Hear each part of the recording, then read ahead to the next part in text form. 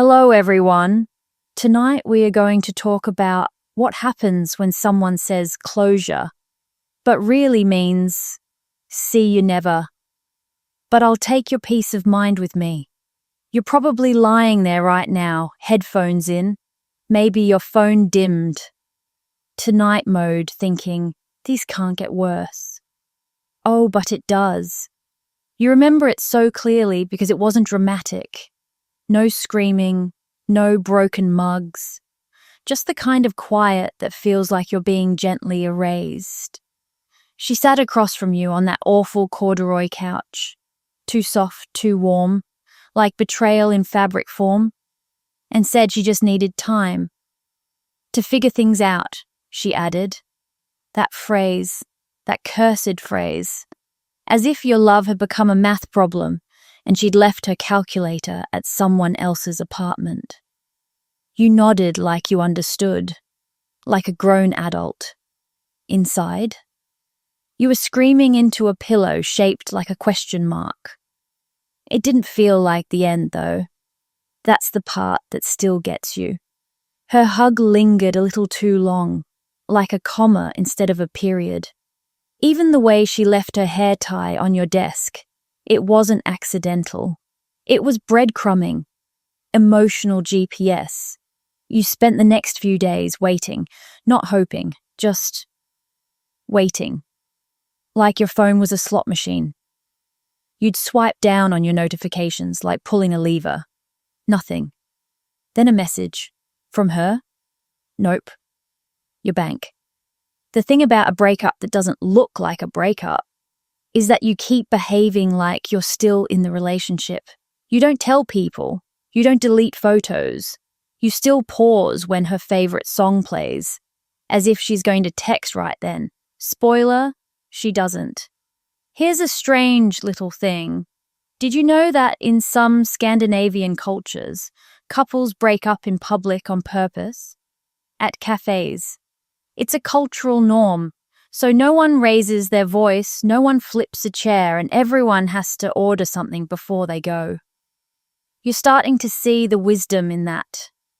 Because your version, she just said goodbye like she was stepping out to buy oat milk. The worst part, you tried to be the mature one.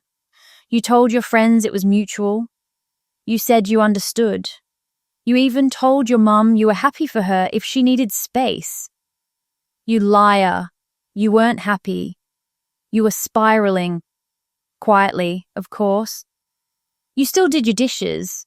You still replied LOL in the group chat. But you also scrolled through her Instagram stories with the obsessive skill of a forensic analyst. Who was that guy in the background? Why were they laughing? Why was she laughing? And yet, you held out hope.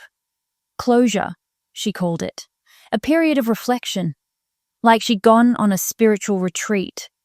You even left the bedroom the way she liked it.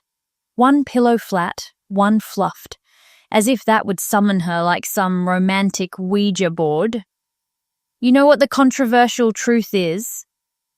You never get closure from the person who broke you. They've already written the ending. You're just trying to read it out loud one last time. One evening, you picked up the hoodie she left behind. The blue one, soft from years of accidental fabric softener overdoses. You told yourself you'd wash it and return it. You never did. It's still in your closet. Smells like nothing now. By the end of that week, you weren't okay. But you'd gotten good at pretending. You went to work. You laughed at memes. You even watered the plant she bought, the one you named together. Now it's just called Plant. That last night, before everything shifted, you remember staring at the ceiling, playing all your conversations like an unreliable mixtape. Did she really say she loved you that night on the balcony? Did she mean it when she called you home? Or was it just something people say when they don't know they're already leaving? Before I started this emotional story, I thought a lot about Whether to tell it or not, I struggled a lot and decided to tell you about my incident. Please support me to be more confident in the following stories by liking the video and subscribing to the channel. Now, close the door, turn off the lights and draw the curtains. A little candle would be nice.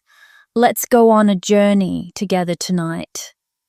And so you waited and waited until the silence cracked. You didn't find out from her. Of course you didn't. You found out from Kara, who always sends voice notes like she's narrating a documentary no one asked for. "Hey, so," Kara said, drawing out the vowels like she was peeling a Band-Aid in slow motion. "Don't be mad, but I think I just saw your ex with, Ryan." You blinked. "Ryan? As in Ryan from college? Roommate for 2 years, best friend since high school Ryan?" You responded with the only 2 words your brain could generate at that moment. "What?" "Where?" And then came the rest. The blurry photo taken from a car, clearly across the street from a sushi place you introduced both of them to. He was leaning in, mid-laugh. She had that cardigan you bought her for her birthday. It looked cozy. And the kicker? It had been a week, 7 days, 1 Netflix billing cycle. You remember your first reaction wasn't rage. It was a kind of dry-mouthed confusion. Like, surely this is a misunderstanding. Like you'd misread the scene. Maybe it was a coincidence. Maybe they were planning a surprise, a podcast. Then you remembered, you're not in a rom-com, you're in real life. And this episode sucks. You messaged Ryan, just a polite, emoji-less, "Hey, what's up?" No response. Classic. The group chat didn't say anything either. They were still sending memes. One even sent a TikTok with audio that said, "When your friend dates your ex, but you're chill about it." You stared at it. Was that intentional? You started connecting dots. The study session 2 months ago. The time he asked for her playlist. The inside joke you never understood. And just like that, your stomach folded into origami. There's this odd little theory that heartbreak is felt in the same part of the brain that registers physical pain. It's why you feel it in your chest, your arms, even your teeth. Weirdly, and tonight you feel all of it, especially the teeth. You're clenching so hard you might qualify as a medieval torture device. You wish you could say you confronted them. You didn't. You tried. You drafted the text 12 times. One version started with, "Hey, just checking in." Another began with, "So I guess honesty isn't your strong suit." You even rehearsed a phone call.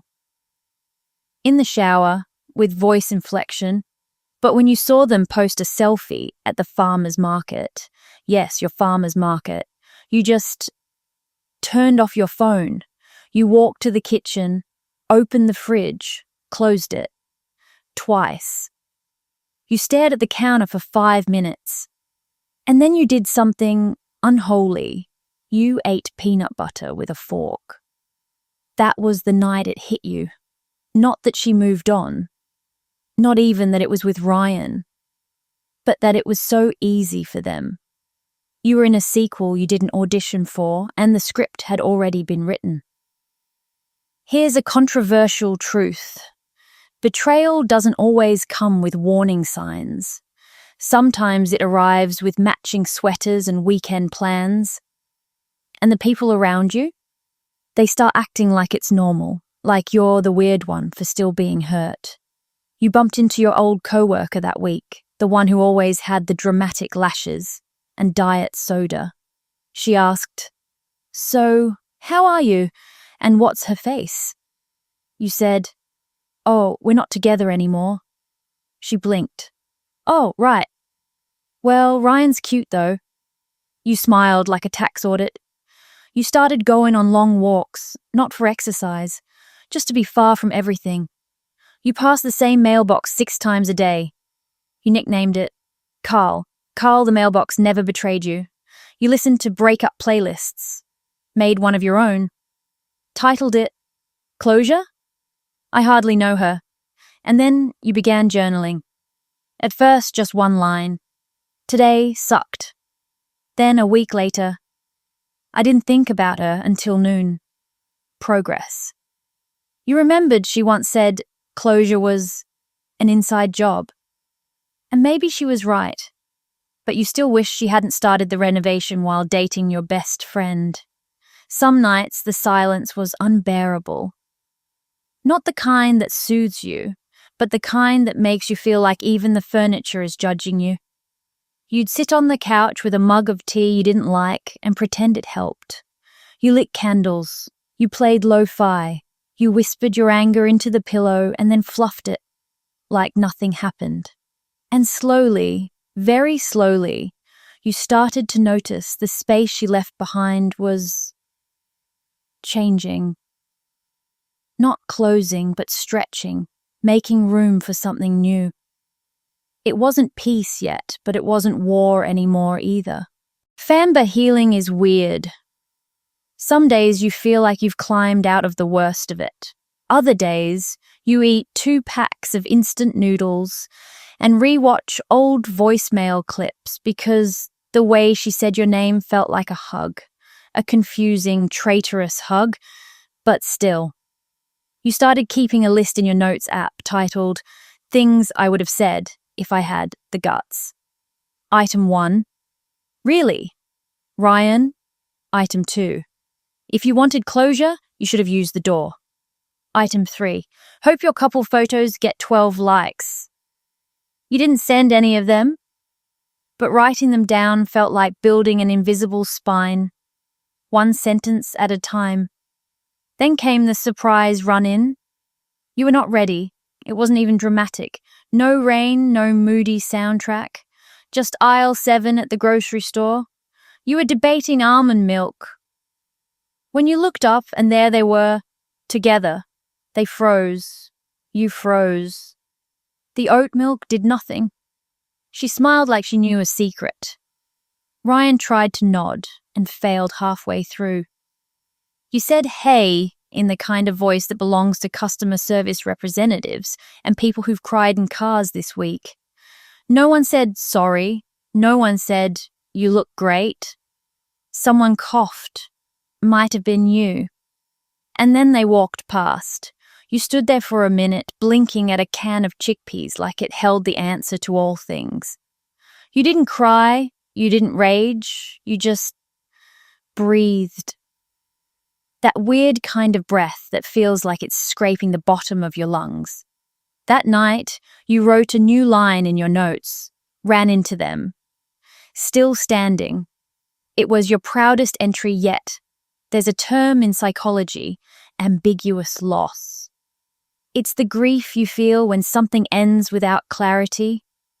When you don't get the speech, the resolution, the mutual tears on a rainy bridge.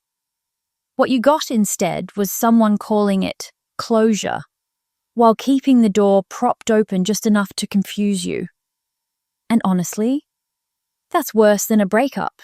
It's a slow leak. But leaks eventually stop. You stopped checking her socials. You stopped avoiding places she might be. You even stopped writing sad haikus on your bathroom mirror. Okay, maybe just the short ones. One day you woke up and didn't think about her until mid-afternoon. That was the day you knew. This was your story now. You began filling your time with things that didn't need a second opinion. New music, strange recipes, a plant you didn't name. You caught yourself laughing in the middle of a movie and realized you weren't faking it. That your shoulders had dropped a bit, that your spine didn't feel like it was bracing for an emotional earthquake every time your phone buzzed. And that's when you knew. She might have called it closure, but you built the exit. And when you did, you made sure to lock it behind you. Slow your breath now. The room is dim. The air has settled. The chaos of emotion has softened into a hush, just like the end of a long evening when even your thoughts grow tired. You're still here, not broken, not bitter, just quieter. What she did doesn't define your ending. What they became doesn't rewrite what you gave. Let that thought rest with you. Let the weight of those unsent texts, those unfinished thoughts, those sleepless questions, let them all slip into the background now. They've taken enough of your nights. Not tonight. You are not someone who got left behind. You are someone who kept walking. And maybe you're not all the way healed yet. That's okay. Maybe healing isn't a finish line. Maybe it's just learning to breathe through the ache until the ache becomes air. You have survived more than heartbreak. You have survived yourself. Now, it's time to rest. Close your eyes. Let the silence be gentle this time. Let the story tuck you in. Thank you, and good night. If you have ever lived through a version of this, feel free to share in the comments. It helps more than you think. And if you'd like more soft stories for heavy nights, subscribe and leave a like. You're not alone here.